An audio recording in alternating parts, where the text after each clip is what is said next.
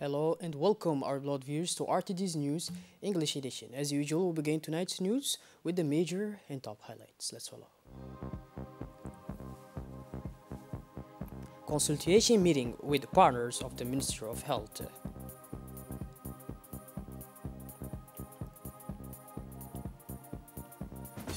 And on to international scene, the Middle East clashes on the esplanade of Damascus in journalism.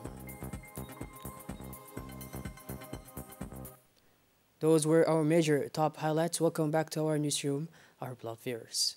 The Kempinski Hotel hosted yesterday morning a meeting of Health Partner Coordination Group under the patronage of the Ministry of Health, Dr. Ahmed Roble.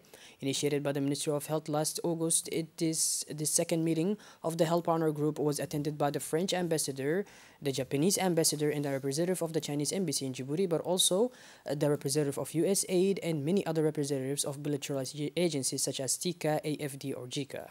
In addition to the representative of WHO, it should be noted that the presence around the table of several representatives of national, regional, and international organizations such as UNFD, INSTAD, IGAD, CDC, Africa, UNDP, the World Bank, UNICEF, IOM, UNHCR, UNH, UNFPA, and WFP. Organized on a regular basis, this major meeting of health partners was such an opportunity to share together the developments of the Djiboutian health system in order to take stock of the actions carried out and the paths taken on the altar of health sector development. The aim is to identify future directions for health policy based on a contract mobilization of funds and financing. In his introductory remarks, the Minister of Health, Dr. Ahmed Roble, detailed the main achievements of his department, particularly in the fight against COVID-19, maternal and child health, and the strengthening of immunological surveillance. The Ministry of Health especially insisted on this flagship project of digitalization of our health system, which constitutes a real opportunity for transformation and innovation through the use of new technologies at all levels of the health system. Several experts interviewers followed to present the results of the different actions undertaken by the different, such as the different campaign of vaccination, anti-COVID-19 and anti-polio, epidemiological surveillance and training of field epidemiologists, and the project of the digitalization in the e-health platform. This was followed by a rich and frank debate around these new short and medium-term strategies, which are in line with the National Health Development Plan and the Djibouti 2035 vision. It is, among other things, the establishment of a dedicated center, the updating of a national survey of the health of Djiboutian families, the digital tool at all levels of the health pyramid. While thanking all partners for their permanent availability, the Minister of Health, Dr. Ahmed Roble, closed the session with the announcement of the upcoming formation of a technical committee of the Health Partner Group that will be responsible for implementing the recommendations and guidelines that have been adopted so far. The WHO representative in Djibouti inducted the full availability of her agency, as well as that of other UN partners present alongside the Ministry of Health to support and participate in the financing of various projects struggling the Djibouti. For his part, the Minister of Health, Dr. Ahmed Roble, indicated in his speech that the strategy of the Ministry of Health is largely in line with the perspective of meeting all the challenges in order to accelerate progress towards universal health coverage. In this blessed month of Ramadan, it is essential to mention the Taraweeh prayer. A prayer specific to the month of Ramadan. Taraweeh are the daily evening prayers, prayed after Isha during the fasting month of Ramadan from the eve of the first day of the month. Like their brothers in the Muslim world, Djiboutians go to the mosques every evening during the blessed month of Ramadan to perform the obligatory congregational prayers, as well as the Taraweeh prayers that characterize the blessed month. In this regard, the mosques of all neighborhoods in the city of Djibouti are filled with worshippers who wish to obtain a reward from God the Almighty by exploiting the periods of the holy month of Ramadan with worship and good deeds. These scenes, captured by the camera of the RTD, shows the intense presence of the faithful in the mosques to participate in the Taraweeh prayer, which is considered one of the traditions the Prophet Sunnah, may the peace and blessings of Allah be upon him. Remember that the Quran is divided into 30 parts. So at the end of the month of Ramadan, the Imam is supposed to have recited the entire Quran during these prayers.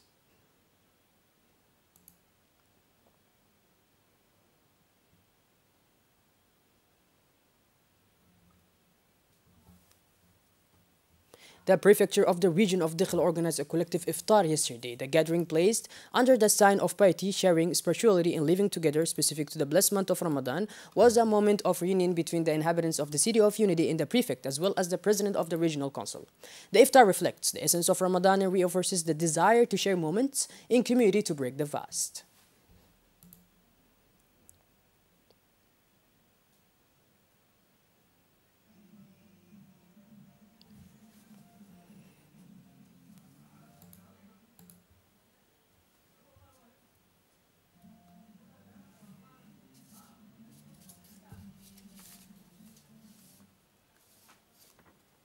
A ceremony dedicated to the closing of the school year of activities, the memorization of the Holy Quran, as well as to bid farewell to the fifth promotion of students of terminal, was held at the King Abdulaziz Center for the Memorization of the Holy Quran, Tajurra. The King Abdulaziz Center for the Memorization of the Noble Quran in Tajurra was established in 1975 and actively contributes to the promotion of Arabic language and Islamic culture in this region, as well as to the memorization of the Holy Quran. This center testifies to the strong frontier relations that exist between the governments of the Republic of Djibouti and the Kingdom of Saudi Arabia and the fruitful cooperation, especially in the field of education. The partners of the students underlined during this ceremony the importance of the role played by the King Abdulaziz Center in Tajurra for the teaching and dissemination of the Arabic language and Islamic culture for nearly 50 years.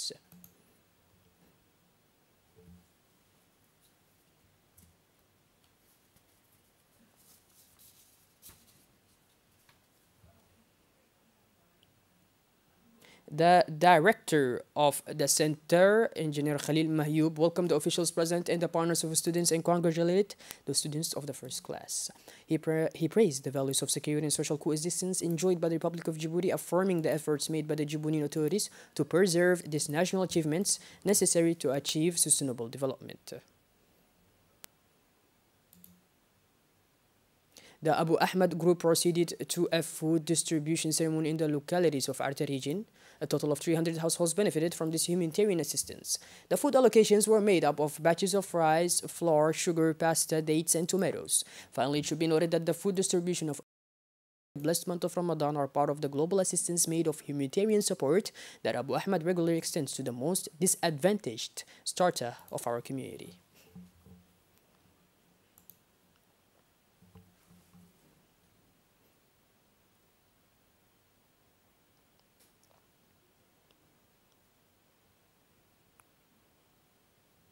The owner of Abu Ahmed Group, the Djiboutian trader Abdurrahman Ahmed Taha, expressed in a brief speech his thanks of appreciation to the local authorities for the warm welcome and the necessary means facilitated to provide this aid to the vulnerable groups in these rural activities. The officers of the judicial police of the Hodan police station received on April 12th a woman who declared that she had been a victim of exploitation of a sum of 810,000, which was in the cash register of her store. She specified to the police officers that two individuals entered her store and immediately claimed the money, which was in the cash register. Threatened with a white weapon, the lady gave them the totality of the contents of her cash register. After a complaint was filed by the lady, the police immediately went to the mobile patrol following the different information gathered on the spot. Indeed, several witnesses declared to the police station of Hodan to have seen two individuals resembling the signs given by the victim. The two men were arrested not far from the place of their crime. At the time of their arrest, the two men were carrying 3 knives. For more security, it is advised to the shopkeepers not to keep big sums of money in the cash register for their stores, but to put them in a safe place. The installation of a surveillance camera is always of great help in case of theft. Following a patrol operation to monitor the maritime coastline, the Djiboutian Coast Guard teams anticipated during the night of 13 to 14 April 2022, a Yemeni fishing vessel engaged in illegal fishing activities in Djibouti waters in the areas known as the Dankeli Bank. Thus, 3 crew members, all of Yemeni origin, were intercepted during this operation. A very important quantity of fish of different species were also seized on board this fishing boat. The investigation was entrusted to the Brigade of Research Investigation and Judicial Affairs of the Coast Guard, while the fishing boat was placed under seizuring pending a decision of justice. This operation is a new testimony of the permanent commitment of the Djiboutian Coast Guard in order to protect the richness of the fisheries resources of our country.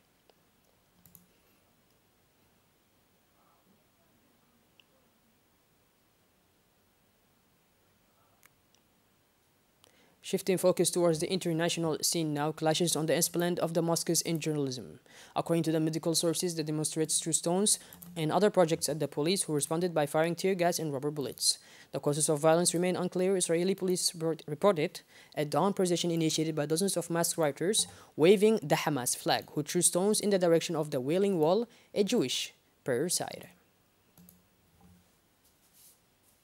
Well, by this, our beloved viewers, we conclude this edition. Thank you for being with us, and make sure to tune in later for more. Have a wonderful evening. Take care, and thank you once again for joining.